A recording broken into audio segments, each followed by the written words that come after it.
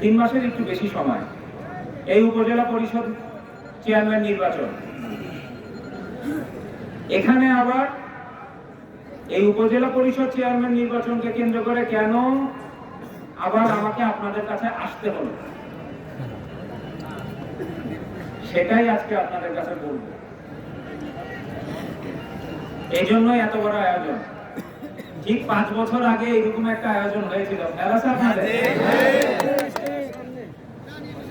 সেই আয়োজনে আমরা শুধু যুব সমাজের পক্ষ থেকে, সেখানে কিন্তু আওয়ামী লীগ কর্তৃক কোনো আয়োজিত হয় না সেই সময়, সেই মিটিং শুধু ছাত্রলীগ এবং যুবলীগ দ্বারা।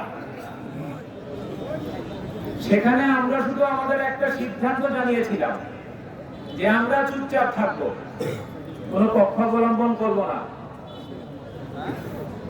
কারণ ছিল দেখো, আমাদেরকে অপমানিত করা হয়েছিল দেখো।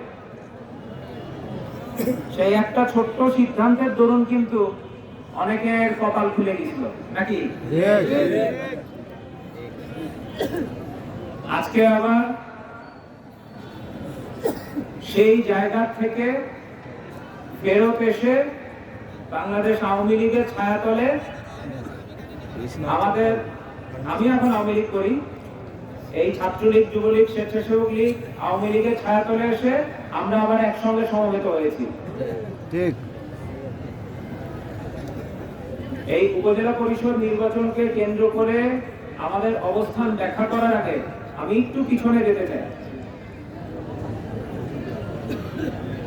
2018 সালের নির্বাচনের আগে আপনাদের খেয়াল আছে, আপনাদের নেতা মোহাম্মদ জিল্লুল হাকিম সাহেবের বিরুদ্ধে যারা অবস্থান করেছিলেন, শুধু কটূক্তি ব্যঙ্গ করা না, শুধু অবস্থান নেওয়া না, ওনাকে নিয়ে কটূক্তি ব্যঙ্গ করা, বিভিন্ন সময় ভোরবেলা উঠে রাত 4টার সময় মিষ্টি বিলানো, অনেক কিছু করছেন ওনারা, করছিলেন না?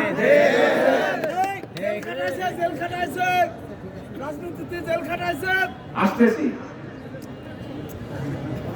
এই শুধু এই কাজগুলোই করেন নাই, বিভিন্ন সময় বিভিন্ন জনকে হুমকি ধামকি দেওয়া হয়েছিল না আমাদের মাঠের একদম, যে মানে কোন দিকে দল করে, শুধু জিল্লুল হাকিম সাহেবকে ভালোবাসে, আওয়ামী লীগকে ভালোবাসে, শেখ হাসিনাকে ভালোবাসে, কিন্তু দল ডাক দিলে মিছিল মিটিং এ আসে, এমনি কোন দলীয় কার্যক্রমের সঙ্গে সম্পর্কিত না, নিজেরটা আনে নিজেরটা খায়, এইরকম লোকজনকেও কিন্তু, এরকম কর্মীদেরকেও কিন্তু হুমকি ধামকি দেওয়া হয়েছিল কিনা?